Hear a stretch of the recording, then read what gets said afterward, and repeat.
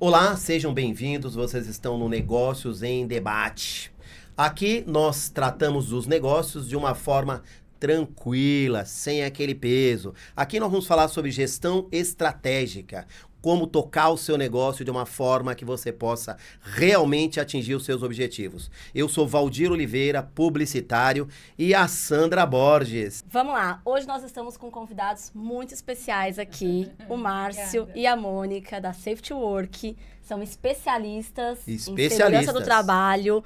O Márcio é perito do trabalho, vai falar um pouquinho mais pra gente sobre isso, tá em campo aí atuando muito com essa frente. E o tema de hoje nada mais é do que NR1 psicossocial. Eu acho que esse tema vai trazer polêmica porque tem muita empresa aí que não sabe nem o que se trata. E nem por onde começar. Eita, então agora é com vocês. Hoje é dia da polêmica nessa casa aqui. Hoje é. Bem-vindos. Hoje é o dia para nós explicar como que funciona. Como que funciona, boa. Legal. Gente, obrigada pela oportunidade de estar aqui com vocês. São os amigos que moram no nosso coração. Muito obrigada por essa oportunidade, né? Pois é, a NR1 psicossocial, né, é uma obrigação que já está sendo cobrada, né, a ser colocada em prática desde o ano passado, mas a fiscalização e as multas vai ser a partir agora de maio deste ano. Né? Já? Isso, já está aí. O governo é rapidinho, né? que, na verdade, o que aconteceu? A norma ela foi implantada no ano passado. Só que com a questão do sindicato, tripartite, então fez uma prorrogação que nesse primeiro momento o Ministério do Trabalho não ia atuar as empresas, mas a norma ela está em vigente. E muitas empresas, o que aconteceu? Como não vai ter multas do Ministério do Trabalho, a gente vai levando, vai aguardando. Empurrando com a barriga. Eu acho que elas não estão mais se preparando para colocar em prática, né? Mas falar um pouquinho aqui da Safety Work, né? A empresa da área de segurança do trabalho. Nós já estamos no mercado há mais de 20 anos. Uau! Né? É muito Nós tempo. Atuamos com toda a documentação, né, da área. Para vocês terem uma ideia, são 38 normas, né, regulamentadoras. Nossa! Né? E as empresas precisam atuar em todas essas normas? Não, ela vai atuar naquilo que diz a respeito do negócio dela. Né? Então, um exemplo aqui, né? A gente tem lá a NR31 que fala de animais peçonhentos. Ou seja, se você não mexe com... Você não vai precisar dela, né? Vegetal. De vegetação, então não cabe você pensar nessa norma. NR31, né? Então, a gente atua com todas as documentações, como PGR, PCMSO, exames ocupacionais. Tudo que a empresa precisa para estar dentro da regularidade. Justamente, treinamentos, perícias trabalhistas, né? Então, nós somos especialistas nesse negócio. Então, conte com a gente. Esse tema NR1, psicossocial, né? Pela minha experiência, as empresas costumam empurrar as NRs para frente e leva-se a sério quando você tem situações circunstanciais. Um exemplo, um acidente ou eventualmente um processo trabalhista, situações em que o empreendedor percebe que ele tem um risco financeiro muito alto e, dado a situação, ele vai tomar providência, chamar um especialista e tal. Então, eu queria perguntar para vocês o seguinte, o que é exatamente a NR1 e quais são os impactos? Porque quando ela é chamada de psicossocial, essa associação não é tão simples assim, né? Como isso funciona? Vocês que são especialistas, desenvolvam um pouco pra gente aí. O que eu vejo muito é que as empresas pensam, eu tenho 2 funcionários, então eu não preciso atender às normas regulamentadoras. A NR1, um dos pilares dela, que é a norma que ela norteia todas as outras normas regulamentadoras, o Ministério do Trabalho ele informa que a partir do momento que você contrate pessoas como empregado, você já tem que atender todas as normas regulamentadoras, independente do número de funcionários que você tem. Eu tenho um funcionário, mas tem situações que você tem item, que nem a Mônica comentou, que você vai ter que atender a norma. Mas muitas vezes, assim, por falta de conhecimento, né? Porque quando você trabalha em grandes empresas, você tem a área de segurança do trabalho. E então, como funciona? Porque, assim, quando que precisa ter um técnico de segurança? Acima de 100 funcionários. Aí que vai precisar. Então, quando você tem o técnico... Em loco na empresa. Em loco na empresa. Aí, nesse momento, o técnico... Você tem um técnico, ele já conhece as normas, ele vai atuar. Para as empresas que são abaixo de 100 funcionários, não precisa ter técnico. Então, nesse caso, eles têm que ter uma empresa de consultoria para dar esse suporte para eles quais são as normas que tem que ser aplicado para Mas não é porque não tem técnico que ele não precisa cumprir as exigências das normas. É isso aí. Então, a NR1, ela vem com essa questão, né? Tanto é que houve alteração do PGR, antigamente era PPRA, a partir de 2022, então, o PGR. E por que surgiu, então, essa questão do psicossocial? A OIT, Organização Internacional do Trabalho, em 2022, eles fizeram uma estatística que ocorreram 12 bilhões de dias de afastamento. Nossa. Meu Deus! E esses 12 bilhões de dias de afastamento foi referente às questões psicossociais. Então, ansiedade, depressão. Tem a ver com pandemia? Isso surgiu pós-pandemia ou não? Era uma norma que já existia? Isso vem com a questão de afastamentos através da Previdência Social. Entendi. Entendeu? Então, com essa questão desses afastamentos, alguém tem que pagar a conta. Então, se a pessoa ficar afastada, que vai para a Caixa, para Previdências, tem que se pagar a conta. Quem que paga a conta? Né? A Previdência, então, peraí. Então, a empresa,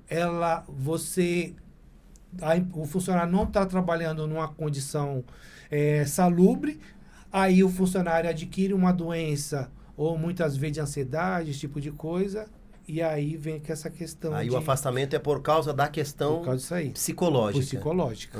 Legal. Mas hoje as empresas, elas veem muito as normas como um custo, né? Ou uma burocracia. Ela não vê isso como algo que faz parte da cultura ou da gestão. Como é que é isso? Como que a gente consegue fazer a empresa entender que é parte do processo da empresa, de ser uma empresa? Pode ir. Olha, quando você trabalha num local seguro, você não vai ter ação trabalhista, você não vai ter afastamentos ocupacionais, né? Você não vai ter ação trabalhista, né? Então, eu acho que isso vai fazer com que vai diminuir para a empresa o impacto, custos, né? o impacto. Ou seja, ela atua na prevenção, né? Justamente, porque quando a gente tem um acidente fatal, como é que a gente pode mensurar, né, isso em dinheiro, ou em reais, ou em lucro, ou né, em perdas financeiras quando a gente fala de um acidente fatal, né? Isso é ruim para a empresa em todos os sentidos, né? Tanto na questão do nome dela, né, da parte social dela, tanto na questão dos processos que ela vai ter que assumir em relação a isso. Imagina você falar para um familiar, chegar para um familiar e dizer que houve um acidente, né? Então, o impacto é muito ruim, né? Porque muitas vezes, assim, a empresa ainda, porque todas as empresas, ela paga o FAT, né? O que é o FAT? O fator de acidente do trabalho. É muita sigla, gente, que tem nessa área. Então, o FAT é o fator de acidente do trabalho. Então, as empresas pagam referente e depende, quanto mais acidente você tem na sua empresa, mais você tem que pagar. Mais vai aumentar o seu FAT. Então, quanto menos acidente, o seu percentual de pagamento lá que você tem que pagar é menor. É menor. Então, muitas vezes, o empregador, ele desconhece essa informação e está pagando lá na contabilidade o fator lá de acidente e nem sabe o que está pagando, entendeu? Quando está pagando. Quando está pagando. E aí acontece de ter essa redução. Então, assim, quanto menos acidente, eu vou pagar uma taxa mínima. Então, por isso que é a questão do inverso. Então, quanto mais eu gasto, menos eu vou pagar referente a afastamento, a indenizações, esse tipo de coisa. Só que, às vezes, a pessoa não tem essa visão para... Entendi. De prevenção. Eu tive um caso muito interessante outro dia numa indústria que eu dei consultoria e lá um funcionário caiu de uma escada alta, né? Era um galpão e tal, e se machucou, quebrou vários ossos e tal. E o empresário, ele levou o cara pro Albert Einstein. E foi um negócio extremamente chique. Eu falei, pô, eu que queria ter caído, porque o cara foi pro Einstein, né? E aí, isso me fez pensar o seguinte, o empresário, ele faz, às vezes, algumas confusões, porque estar ou não no Einstein não faria diferença nenhuma no sentido indenizatório ou de impacto financeiro. Não. E aí, a minha pergunta, com base nesse incidente, né, salvando o fato de o cara ter ido pro Einstein, claro, né? Com base nesse incidente, quais são os erros mais comuns? Você consegue apontar, vocês conseguem apontar, para a gente ter uma ideia e até para os empresários que estão com a gente aqui refletirem um pouco se eles estão fazendo bobeira, estão no caminho errado, estão mandando o povo tudo pro Einstein. Vamos lá. Então, quando você sofre um acidente de trabalho, então a gente tem, as empresas, muitas vezes ela tem o PAI, que é um procedimento... Eu tô falando, é muita sigla. PAI. Uau. Procedimento de atendimento de emergência. Emergência. Então, o que acontece? Quando você tem um acidente, você vai encaminhar o funcionário para o hospital mais próximo para que ele seja atendido. Não há necessidade de você mandar o funcionário por um hospital particular, nada disso. Ele pode ser atendido no hospital público, tá? E aí... Caso haja necessidade de fazer uma cirurgia que às vezes vai demorar no hospital público, ele pode atender, mas muitas empresas, elas encaminham para o hospital público, os funcionários, para ser atendido, porque quando tem um acidente de trabalho, a empresa tem que pagar só os 15 dias, né? Os 16º ele vai para a Previdência Social. E lá ele... O pessoal chama de caixa. Isso, que chama de caixa. O nome... Aí. O nosso nome antigo, Vocês né? se entregam demais, assim, o nome de falando... guerra. O nome de guerra é caixa. É isso aí. Vai pro caixa. Mas não há necessidade de levar para um hospital... Para um hospital de alto padrão. Não tem nada a ver. Não. Então, esse seria um erro comum de achar que, não, eu vou dar um dinheiro para a família, vou levar pro Einstein. Não tem Às nada vezes a ver. a empresa acha que está fazendo tudo isso e vai se isentar de uma autuação, de uma multa, mas na verdade ela não tem toda a documentação que precisaria. Ou seja, uma coisa não cobre a outra. Cobre a outra. E também o que pode acontecer, né? Houve um acidente, né?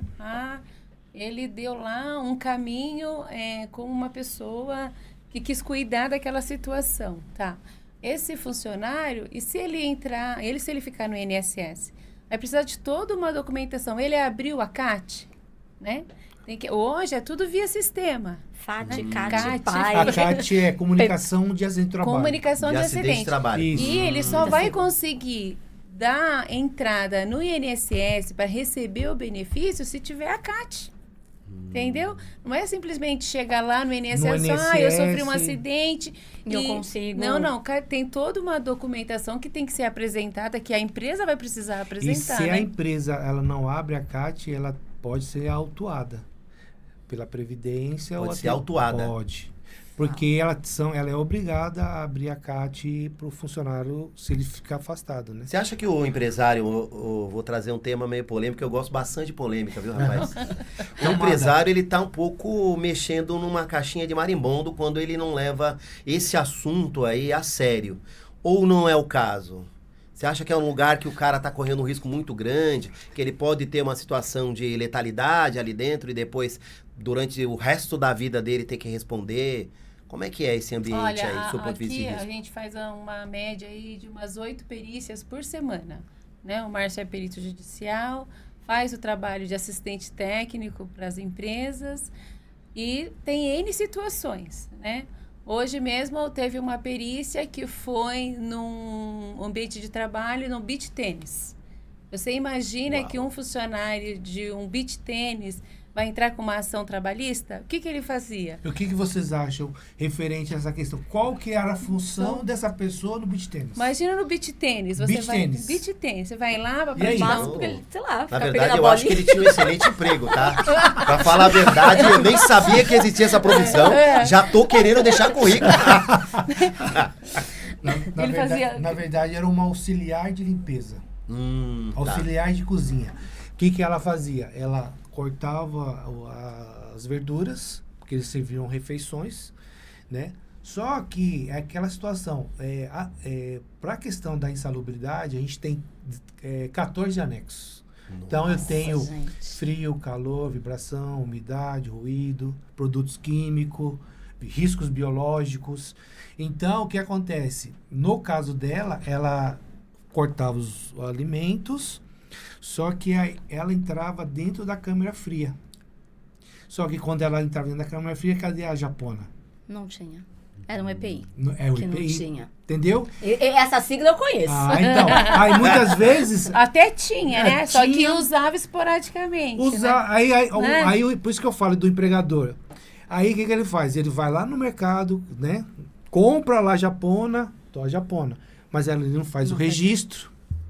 Não documenta que forneceu, não documenta que deu treinamento. Ou seja, ele não gera evidências para ele se resguardar numa situação futura. Porque não basta só oferecer o EPI, você tem que conscientizar. A própria norma fala isso. Você tem que conscientizar e registrar que você forneceu. Porque o funcionário, ele fala o que ele achar que ele deve falar. Cabe ao empregador o quê? Provar que realmente forneceu, que pegou a assinatura e que conscientizou, que treinou sobre o uso, né? Às vezes você tem lá um EPI que o funcionário não sabe nem utilizar, né? O EPI me incomoda, mas por que te incomoda? Será que você está fazendo o uso certo? Então, por isso que a importância de conscientizar do uso, né? Uau! A gente vai falar junto, você viu, né? Vai aí, Sandra. Hoje a gente fala muito de estratégia, né? De uma gestão estratégica, se fala muito de ESG, de governança corporativa. Como é que a segurança do trabalho está linkada com tudo isso para que a empresa, de fato, esteja cumprindo com esses objetivos quanto empresa? Compliance. Hoje dos pilares do S lá é segurança, né? Então, muitas vezes essa questão da empresa, ela trabalhar diretamente com a questão ligada ao ESG, significa responsabilidade social. Tanto na questão de reduzir os acidentes, tanto na questão de melhorar a reputação dela, porque muitas vezes se você uma empresa que está em negociação, e hoje, muitas vezes, as empresas, ela analisa como que está a sua empresa na questão do acidente. Se está tendo muito acidente, se ocorreu um acidente fatal, porque isso acaba repercutindo, né? Na mídia, através até de processos trabalhistas que ocorrem no dia a dia. Então, se a empresa não estiver engajada com essa questão da preocupação, né, de orientação dos seus funcionários, acaba impactando. Muito bom. Eu quero muito falar de compliance por vários motivos. Obviamente que o principal deles é que o Banco Master trouxe o tema compliance para evidência. E, claro, né, tem sido discutido nas empresas por um monte de motivo. Eu acredito que compliance tem a ver com questão social e também tem a ver com a relação empresa e empregado, ou no caso, colaborador, que é mais sutil dizer, né? Tá bom. Quando eu não tenho visto especialistas como vocês serem convidados para participar de estruturação de compliance, como é que é esta cultura e como é que é esta relação do que vocês fazem para a construção de uma compliance? Mas compliance de fato, não o que a Vivi fez lá para o Banco Master, né? Não. Então, me explica um pouco como é que funciona esta relação. Quando a gente fala compliance, está muito ligado ao código de ética, não é? Tá. Então, código de ética. Então, no código de ética, o que você espera? O que uma empresa espera? E é um tema utilizado muito nas grandes empresas, né? As pequenas ainda elas não falam. Elas têm no dia a dia delas, né? E estão se preparando para ter isso documentado, né? Entendeu? Mas o código de ética, ele está ligado a quê? Principalmente departamento de compras. Bem-estar. Né? O bem-estar do funcionário, né? Quando a gente fala do código de ética, compliance, principalmente na NR1, psicossocial, né? O que a norma pede? Ela pede que você... que você aplique um questionário para saber, a norma pede, então, como que a empresa vai tratar esse assunto da NR1? Ela solicita que a empresa aplique um questionário sobre o clima organizacional na empresa sobre saúde mental. né? Sobre a saúde mental. Nós, da Safety Work, como a gente tem trabalhado essa questão de aplicar esse questionário? A gente acredita que não basta simplesmente aplicar um questionário sem antes explicar para o funcionário o que é saúde mental, né? Então, antes da gente aplicar esse questionário, a gente dá uma palestra, que pode ser presencial ou online, explicando para ela o que é a saúde mental, né? O que está dentro dessa saúde mental no ambiente de trabalho? O que é um assédio sexual, que a norma fala muito sobre isso, e o assédio moral, né? Assédio moral te leva para N assuntos, né? N ideias, né? Então, você ter prazos para entregar sua atividade, né? Você ter suas metas, isso não pode ser encarado como um assédio moral, né? Porque também a gente tem que polemizar, né? Tem que polemizar. Hoje a gente vive num momento bastante sensível, né? Entre gestores e líderes e liderados, né? Hoje se fala muito sobre saúde mental, só que também se distorce muita coisa. Sim. Como é que as empresas lidam com isso? Porque a gente tem que trazer, às vezes, os exemplos práticos. Recentemente, a gente ouviu dentro de um cliente que a pessoa não gostava de trabalhar sob pressão. Só que ela estava na área de vendas. Não existe vendas assim, sem pressão. Sem pressão. Alguma pressão existe, faz parte do processo. Sim. Como é que consegue... Porque parece uma linha muito tênue, né? Sim. Entre o que, de fato, é uma cobrança dos objetivos e quando é um assédio. Como é que funciona isso? Eu acho que a NR1, ela veio ajudar no sentido de você aplicar essa ferramenta, que é esse questionário, né? Ele é aplicado pelo um psicólogo no guarda-chuva da segurança do trabalho.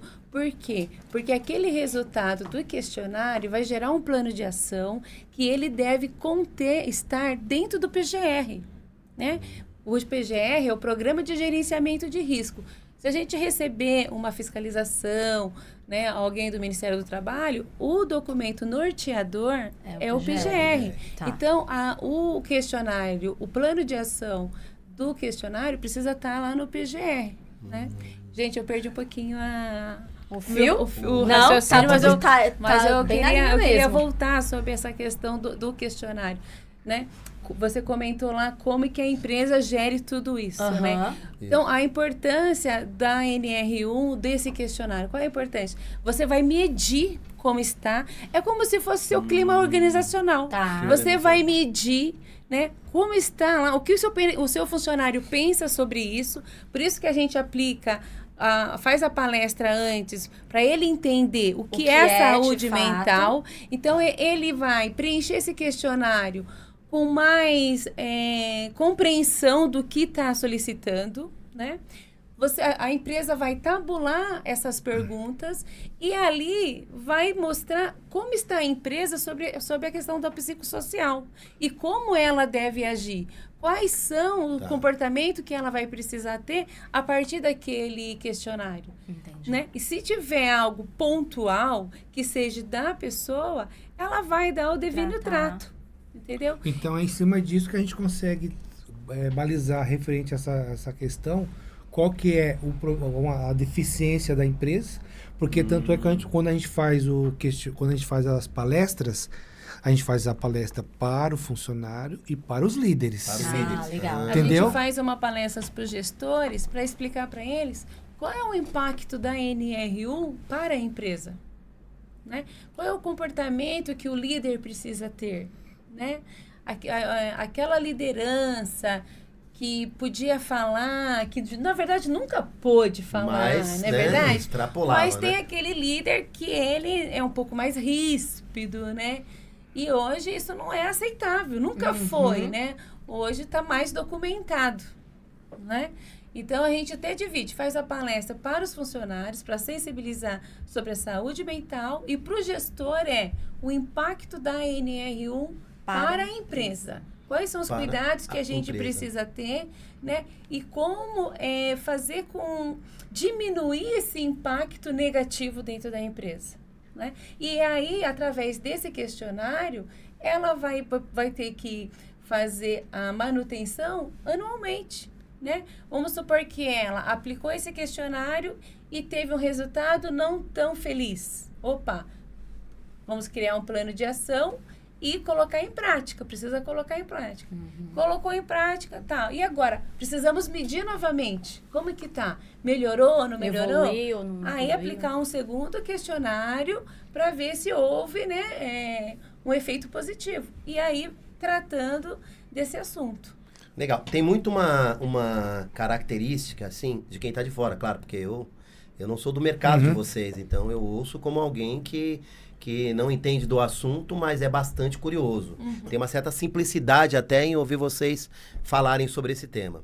Então eu fico pensando que muitos empresários, eles entenderiam toda esta nossa conversa, né, sobre um risco gigantesco, claro, né, que ele nem consegue dimensionar, ele entenderia essa conversa como um trabalho social. Seria como se então eu preciso cuidar do meu funcionário para ele ser feliz. Mas a minha empresa não é ONG. Mais ou menos isso. Isso acaba ocasionando, ao longo de um tempo, o estabelecimento consistente de uma cultura ruim dentro da empresa. Porque muitos líderes têm essa cabeça de chefão, mais ou menos como o poderoso chefão. Sim, chegou eu que na mando sala, aqui. Eu que É do mando meu aqui. Eu que mando jeito. aqui. Aquele chefão que chega na sala e todo mundo silencia e dá uma cutucadinha. É isso aí. Não é mais ou menos isso? Então isso vira uma cultura, fica consistente. Ao longo do tempo, quebrar isso também é muito difícil. E aí tudo isso para perguntar para vocês o seguinte: qual é o impacto financeiro? Porque eu acredito que quando você fala de dinheiro para um empresário, ele começa, parece que é a língua dele, ele entende melhor, né? Do que quando você fala de social. Então, experiência de vida, né? Fala de social, o bem-estar do meu funcionário, NR1, psicossocial. Ele pensa, legal, então eu vou dar um chocolate soufflé para todo mundo amanhã, né? Ele Uma açãozinha social Vou ali. levar meus funcionários para almoçar. Vou levar uma maçã. Tô cumprindo com as normas. Todo mundo feliz. Vocês estão felizes? Então a ideia aqui é tentar entender como é que eu consigo, como empresário, interpretar se eu negligenciar uma norma como essa, qual é o impacto, do seu ponto de vista de grana mesmo, de dinheiro. Vocês têm um caso aí? Conta pra nós. Deixa eu falar para vocês. A NR1, a questão do psicossocial é uma situação recente, né? Sim. Recente. Você falou, né? Certo? 22. Vamos fazer basicamente, vamos falar aí que vai estar fazendo aí agora em maio um ano. Quantas ações trabalhistas vocês acham que ocorreram só em 2025? Associada à NR1. Associada à NR1 a questão de assédio. Sei lá, 200. Vou chutar alto. 1000, sei lá. Não é 142 mil ações. 1000 trabalhistas. não, gente. Eu tenho Tá até... aí a resposta. Entendeu? 142 mil ações de NR1. Aí eu tenho ações social. trabalhista. que estão relacionadas ao NR. Tem aí o valor do prejuízo Assédio. aproximadamente? Só tem a questão Uau! da informação, que foi até divulgado pela revista Proteção, que ela fez essa estatística e divulgou, né? Para que os empresários vejam o impacto que isso vai ter e pode ocorrer se não fizer nada. Eu tive uma palestra um tempo atrás com o juiz. Ele deu uma palestra falando sobre a questão da NR1 e aí o que ele comentou? Ele falou, a questão da NR1 é uma questão bastante subjetiva. Porque pode ser que a pessoa ela tenha um problema na casa e ela pode informar que esse problema está acontecendo na empresa. Como que vai lidar com essa questão? Certo? Não tem como. Mas o que a empresa está fazendo para que você falou, eu tenho que apresentar as evidências. Mas o que a minha empresa está fazendo? Tem a questão de um disco denúncia, procedimento. Né? Fala sobre DDS, que são os diálogos de segurança, falando da importância de informar. Tem alguém responsável da empresa que colhe essas informações, trata essas informações, dá um retorno para aquele funcionário que veio comunicar sobre essa questão.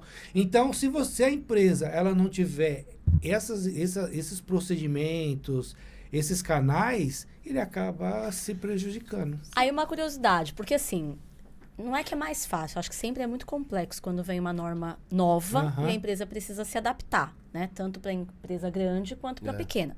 Mas nesses casos, eu acho que a pequena ela acaba sofrendo mais. Porque a empresa grande, ela já tem algumas regras que faz com que ela consiga se adaptar. Então, uma auditoria, um disque denúncia e tal.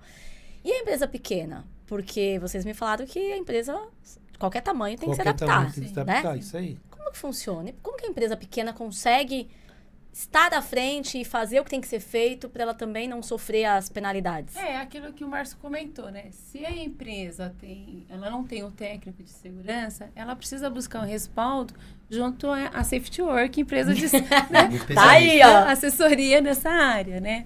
E a gente faz o quê? A gente ajuda a empresa a ela criar o procedimento dela sobre o assédio, né? A criar o canal de comunicação. É muito importante ela ter esse canal, né? Sensibilizar os funcionários, aplicar esse questionário. A gente ajuda eles a criar o plano de ação, a gente é feito junto esse plano de ação, né? Sempre com a consciência de não onerar o empregador, né? A gente precisa, porque senão, né, vai chegar uma hora que essa conta não vai fechar. É por isso que eu perguntei, entendeu? Né? Porque às vezes o pequeno não está preparado para tudo isso, né? E outra, ela tendo uma ação trabalhista e tendo evidências do que ela está preocupada com o tema, né? A chance é menor dela ter que pagar. Porque o que ela precisa fazer? É tratar, né? Aplicou o questionário, criou um plano de ação, monitorou, tem um procedimento, tem um canal de denúncias, vamos chamar assim, né? Um canal de comunicação, ela está preparada. E isso vale para todas as normas regulamentadoras, né? O empregado, ele vai dizer aquilo que cabe a ele, que ele se ache no direito dele, né? O empregador, ele precisa estar o quê? Documentado, né? Então, assim, ter o seu PGR, ter o PCMSO, né? É muito interessante quando a gente fala dos exames ocupacionais, né? Meu funcionário vai fazer o exame admissional. Aí, para muitos deles, o exame admissional é só fazer o exame clínico. Vou lá no médico, e aí, como você tá? Tá tudo bem? Tá sentindo alguma dor? Não, o exame ocupacional, ele está relacionado ao risco da sua atividade. Entendeu? Uau. Então, assim, se você trabalha no departamento administrativo, você vai fazer exame clínico, né? Tem algum outro exame que ele precisa fazer? Agora, se ele trabalha numa área de risco, trabalha em altura, parte elétrica, então aí mexe com a empilhadeira. Que tipo de exame ele pode fazer? Tem que fazer o eletrocardio, eletroencefalo, glicemia, a acuidade visual, o hemograma, a avaliação psicossocial, o teste de Rosenberg para ver se o cara não tem problema de transtorno na hora que andar ele desequilibrar. Então, tudo isso está relacionado à questão, porque muitas vezes você contrata um funcionário para fazer atividade de altura. Vai se esse cara tem um problema de... Se ele é epilético. E o exame ocupacional é muito interessante, porque ele Gente, não desistam de ser empresário, tá? Vale a pena mesmo assim. Eu vou dar a chave da minha empresa para vocês, se vocês quiserem assumir lá. Gente do céu, dá um certo desespero, né? Mas olha que interessante, o exame ocupacional, ele vem para dar respaldo tanto para o empregado quanto para o empregador. Por quê? O exame ocupacional, o admissional, ele consegue ver como está a saúde do funcionário que está entrando. E também como está a saúde dele durante a vida dele dentro daquela empresa. E como ele está saindo, que é o demissional. Então, às vezes, a empresa faz o admissional, mas não faz o periódico, que é anual. Não faz de troca de função. Poxa, eu trabalhava em vendas, fiz faculdade de engenharia, não sei o que, da área técnica, fui trabalhar na área técnica. Meus riscos da função mudou completamente. Então, eu preciso fazer os exames de troca de função, né? Aí você tem o exame de licença, vamos supor, você sofreu um acidente, né? Ficou afastado mais de 30 dias. Afastado mais de 30 dias, você vai precisar fazer o exame, né, de retorno ao trabalho para saber se você está apto a voltar ao trabalho. né? E você tem o demissional. Para que serve o demissional? Eu entrei bem e saí bem também da minha empresa. É justo, né, gente? Muito bom. Ai, Jesus. Olha só. Eu tô começando a ficar assustado aqui. Acho que a gente... Me deu um suador agora. O que acontece? A gente visita aí centenas de empresas, né? Há muitos anos a gente está nesse mercado, principalmente empresas do ramo industrial, né? E às vezes a gente traz esse assunto para a mesa e a gente tem ouvido muito os empresários dizerem: nunca ninguém me fiscalizou. Você acha que esses caras do trabalho vão aparecer aqui? Agora eu quero saber de vocês. O fiscal vai lá ou o fiscal não vai lá? Então, eu vou falar assim, por exemplo. Eu já estou na área de... agora em junho vai fazer 30 anos que eu estou na área de segurança do trabalho. Uau. Quem lembra antigamente como que fazia? O fiscal, ele ia na sua empresa. Batia lá na porta. Ia lá. Hoje não tem mais. Não vai. Hoje não. Hoje é tudo via sistema. Então, hoje você tem o E-Social. Então, para ele saber se o seu funcionário está fazendo os exames ou não.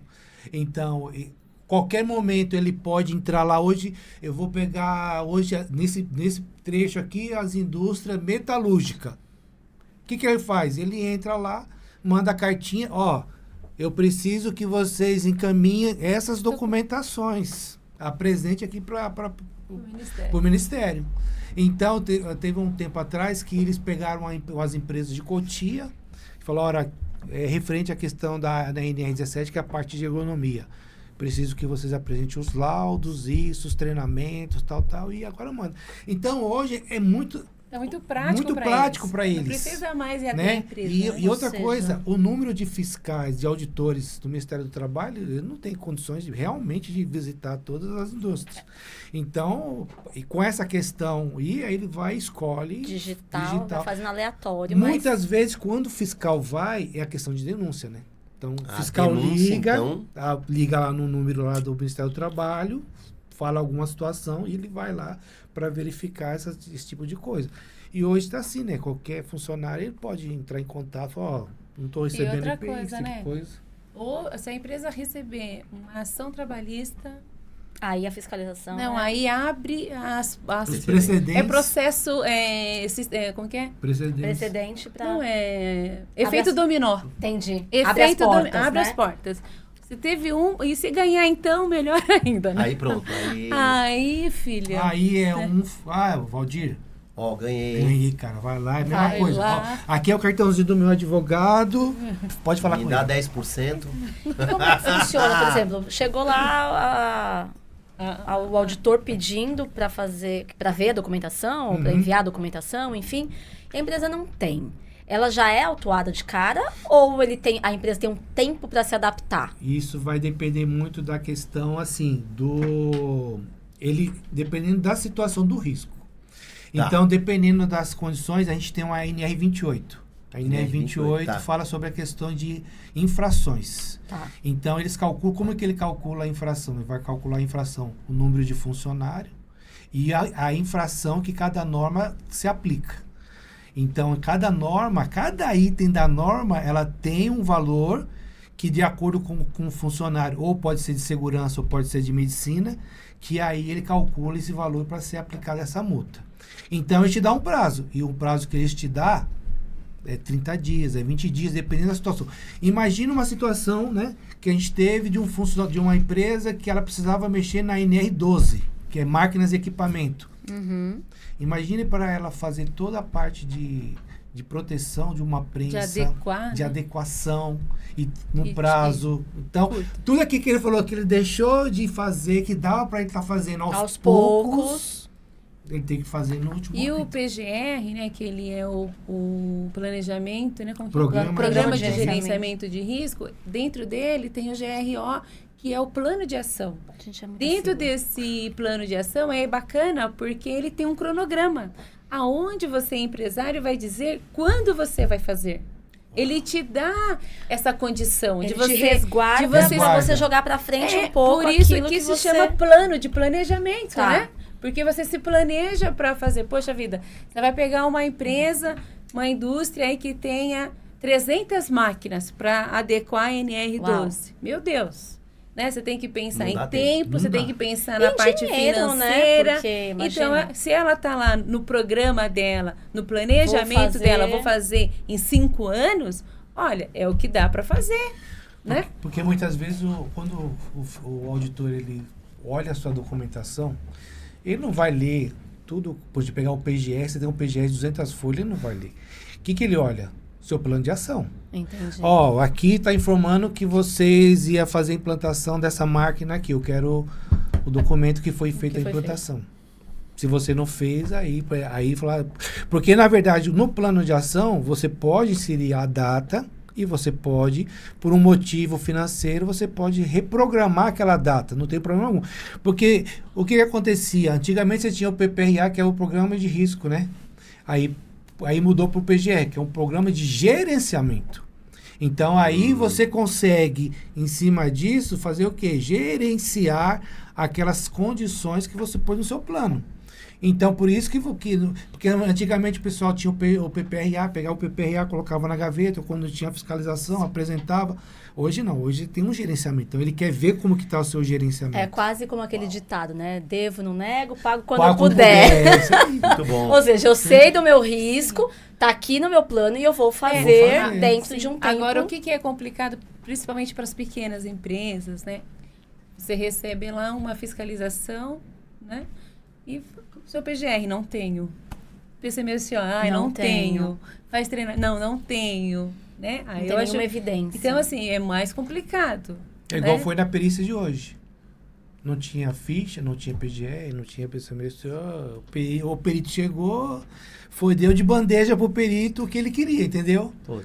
Porque, assim, apesar do perito ele ser uma pessoa neutra, né? Ele ser imparcial, ele tem que ir lá para verificar, claro. Mas ele... Se você não apresenta as evidências... como que ele também vai fazer o trabalho dele? Não tem como. Aí você convida ele a cometer o suicídio. Se mata porque vai ser melhor. Vou te dar um conselho como perito. É isso aí. É por aí. Cara, é muito interessante como muitas empresas, empresários, eles vivem num mundo um pouco, e acredito até por uma certa ingenuidade, porque nós sabemos que uma malha muito grande de empresários brasileiros nem se prepararam para a atividade, né? Talvez não tivessem tido oportunidade para fazer uma universidade, coisas do tipo. E muitos deles agiram durante o longo da vida como empresário como homens de intuição. E, claro, de boas intuições. Uhum. E aí construíram indústrias e construíram legado. Tem aquela fotinha de presidente no fundo da sala e tal.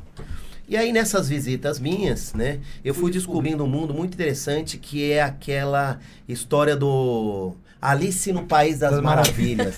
Já ouviu falar? Já. E aí eu comecei a descobrir que a Alice morava dentro de algumas empresas. Como é que eu descobri isso? Porque eu falava pro cara assim, você tem a estrutura de RH? Como é que funciona aí? Ah, tenho sim. E eu chegava lá, era um cara de DP com a calculadora na mão. Eu falei RH, não DP. Então tudo isso acaba justificando ao longo do tempo algo que não existe, mas na mente do empresário existe. Um outro assunto é quando a gente diz assim, como é que funciona o seu ESG? Você tem algum planejamento nessa direção? Tenho. E na verdade o site dele é verde. Só ele o acha site. que só o site tá fazendo a parte dele. Não, o site é verde. Eu defendo. Tem a foto de um planeta no meu site. Eu defendo o mundo. Eu sou ESG. E aí a minha pergunta, toda essa história, né, para fazer a minha pergunta. A minha pergunta é o seguinte: neste mundo de segurança do trabalho, existe Alice no País das Maravilhas? Ou não? Ou os caras, não, eu faço e tá feito. Eu faço e faço mesmo. Então, vai depender muito da cultura. Eu trabalhei em uma empresa, né, que, por exemplo, que o diretor, ele não poderia mexer essa caneta e colocar aqui se não falasse com a área de segurança do trabalho. Mas, assim, isso já vem da cultura. Você adquiriu uma cultura, a empresa adquiriu uma cultura. Então, ela tinha um presidente de segurança do trabalho, tinha diretores de segurança do trabalho.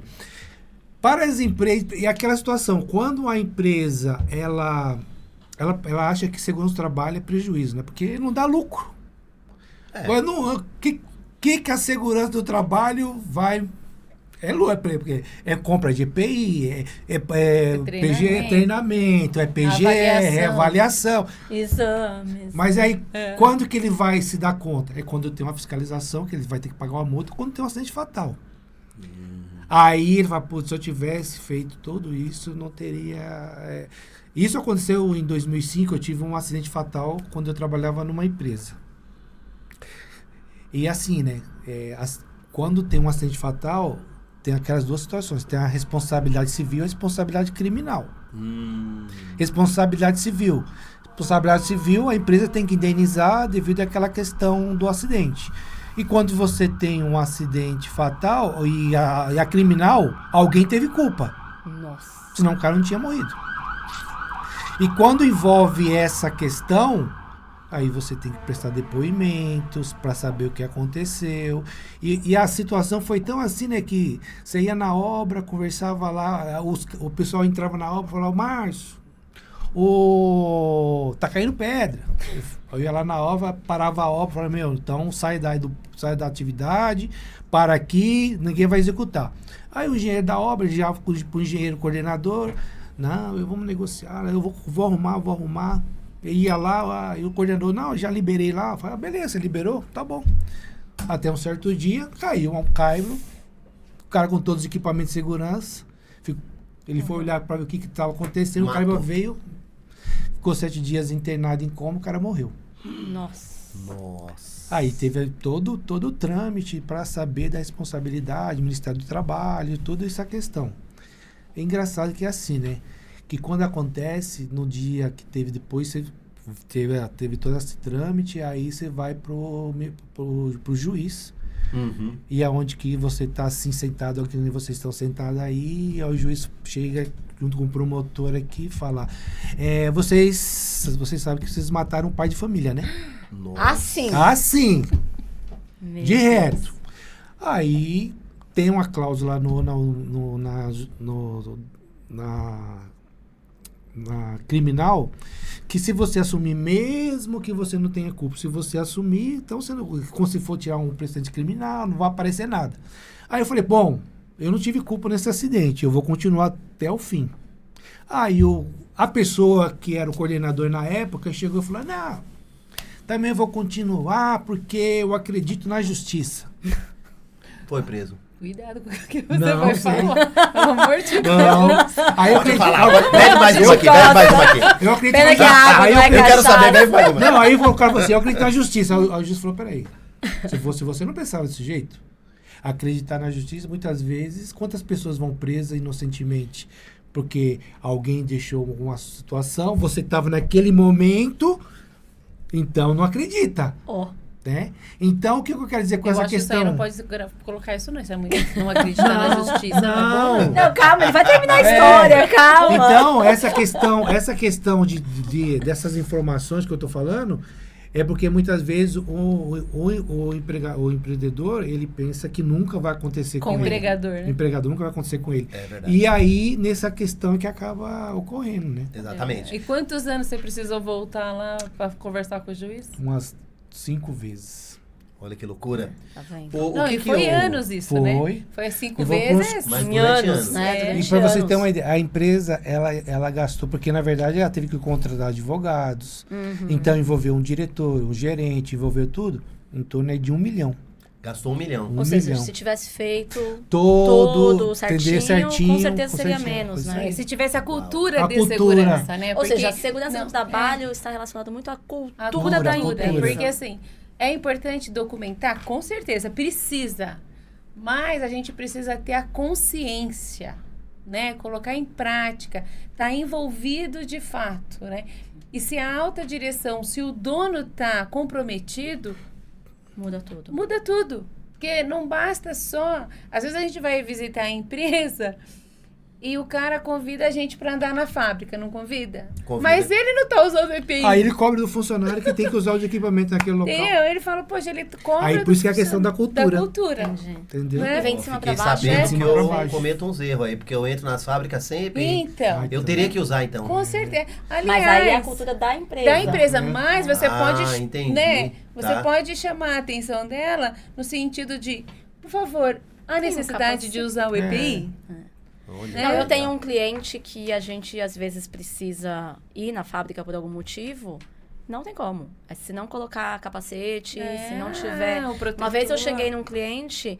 E eu uso muito salto aberto, né? E aí eu fui de bota, porque eu falei, já sei que não vai poder entrar. Não pode entrar de salto. A bota que eu estava não pude. Era apropriada. Eu tinha que estar com a bota específica para isso. Então, realmente é da cultura da empresa, né? É da cultura, sim. O que eu penso? Uma vez eu estava numa empresa, numa metalúrgica, que eu atendo, ainda é meu cliente. Eu atendo há muitos anos. E foi muito interessante porque era uma empresa média tal, e ele teve um contato de uma multinacional querendo fazer negócio com ele. E era negócio de alto volume, né?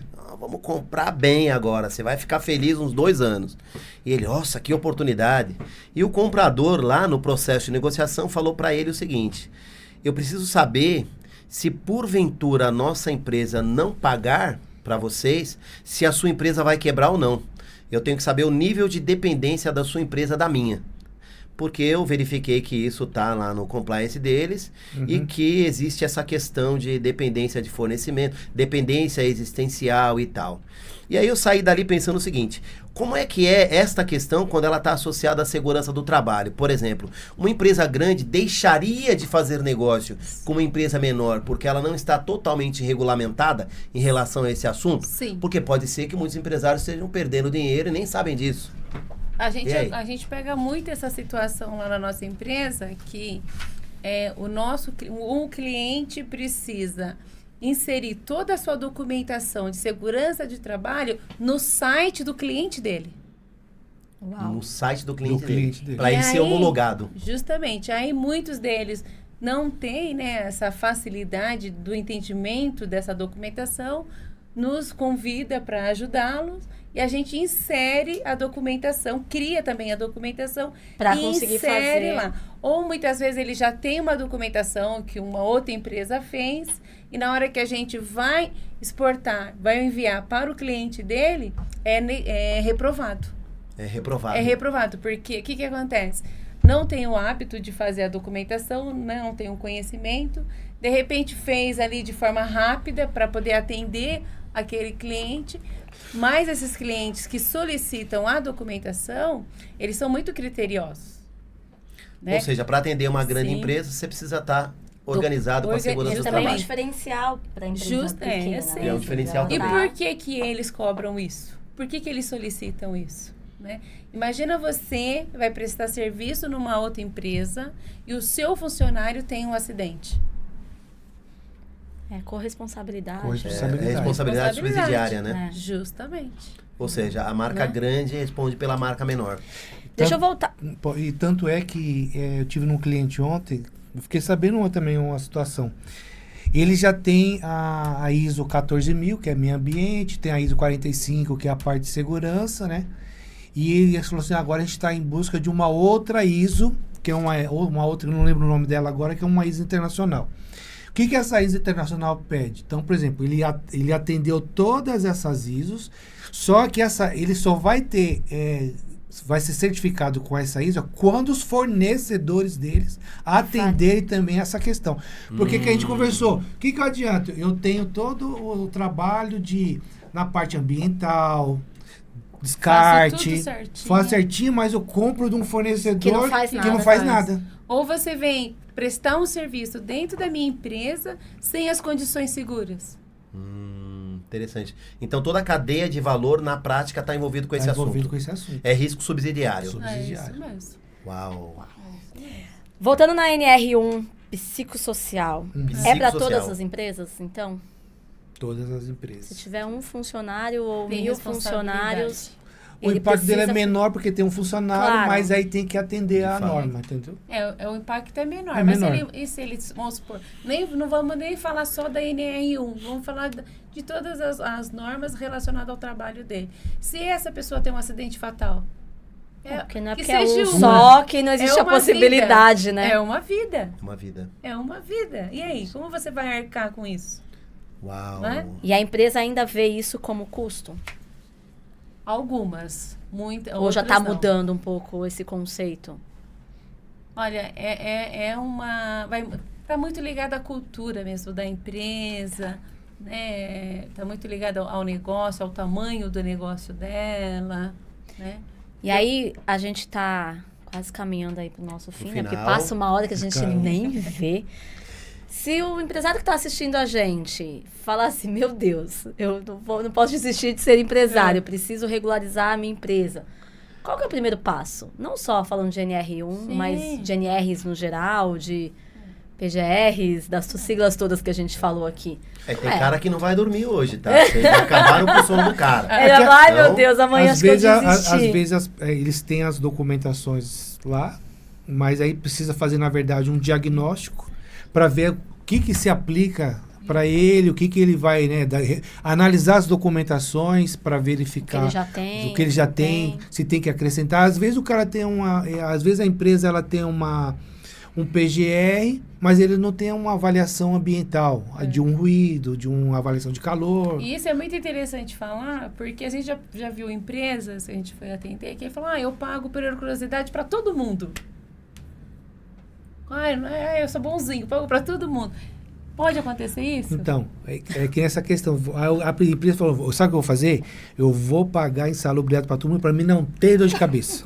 Ou seja, não adianta nada. Só que se eu estou pagando insalubridade, aí eu estou reduzindo o tempo de aposentadoria da pessoa, porque ele tá trabalhando numa situação insalubre, o tempo vai reduzir, e aí, como que você, com o INSS, vai chegar, você está pagando para o cara sim, ele está trabalhando numa condição, então você vai arcar com esse custo.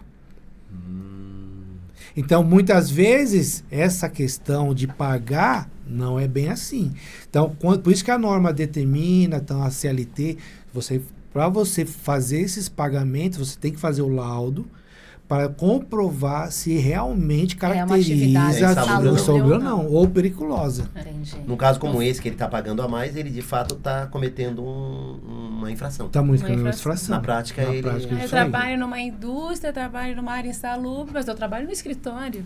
Entendi. Eu trabalho no PCP, né? E o empresário eu trabalho no almoxarifado, né? Então, peraí. Aí, muitas vezes, o funcionário paga a insalubridade, mas... Você paga quanto? Eu pago 20, mas a insalubridade é 10, 20, 40. Como que você sabe qual que é o grau que você tem que pagar? Às vezes você está pagando uma insalubridade menor, de 20, que é de 40, ou de 10 é de 20. Então, para caracterizar, você tem que se enquadrar no item que a norma determina, que seja 10, 20 ou 40. Ou seja, então... O primeiro passo seria um diagnóstico. Um diagnóstico. Faz um diagnóstico, contrata a Safety Work, com certeza. Faz um diagnóstico e aí, a partir do diagnóstico é que ele vai dar os próximos passos para se regularizar. Já teve situações onde que a empresa apresentou um PGR, que o nível de ruído tinha ultrapassado o limite de tolerância, depois a gente fez a avaliação e constatou que não estava acima do limite. E aí, por exemplo, muitas vezes, o que a CLT determina?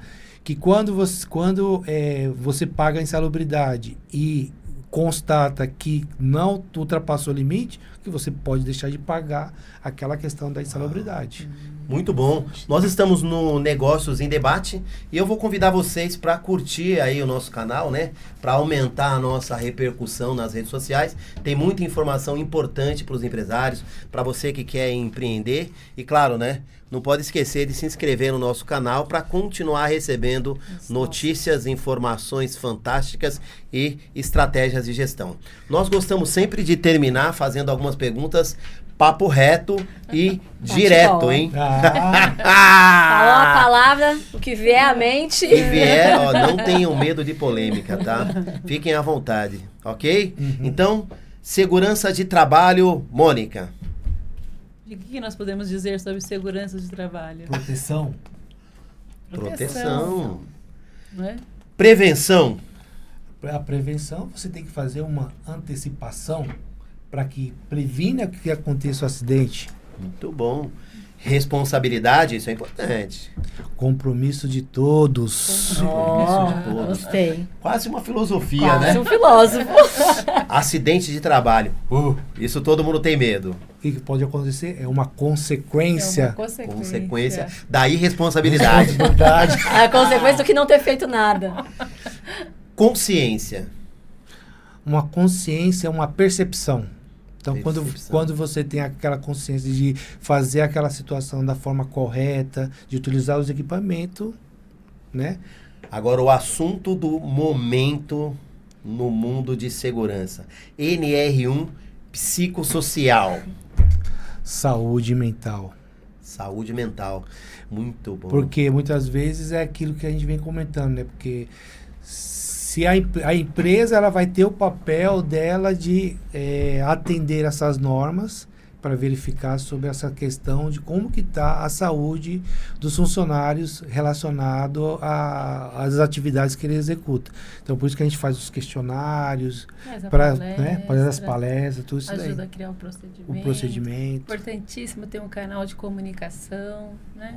Pô, não estou me sentindo legal, teve uma situação não muito bacana, quem eu devo recorrer? Né? Isso não é só falar com um colega? Não. Preciso levar para alguém para isso ser tratado. E que muitas vezes a pessoa ainda não tem ainda esse fim de saber. Portanto, é que a gente fez, né? Teve um que olha, eu vou fechar com você, o questionário, mas eu vou dar o telefone de você. A empresa queria dar o nosso telefone pra gente, seu canal de denúncia. Eu falei, não. Imagina você ser o canal de denúncia de todas as empresas que vocês atendem. Eu não tô no seu dia a dia, né? Quem tem que ouvir é quem tá lá. E o ideal é que seja alguém de recursos humanos. Né? E que ela seja humana, né? Que ela seja humana, boa. Isso é bom. Muito bom. Negócios em debate. Nós vamos agradecer aqui o especialista, perito em segurança do trabalho. Obrigada por Márcio, terem vindos. Nós agradecemos pela oportunidade. Deixem, muito os contatos vão ficar passando na telinha para que falarem com legal. vocês. Então, obrigado mesmo por terem vindo. Acho que é um assunto que agregou muito para quem vai assistir, porque está muito em alta, né, nas empresas. Parabéns pelo conhecimento de vocês, muito sucesso e mais uma vez, obrigada. Muito bom. Abraço para vocês. Muito bom. Muito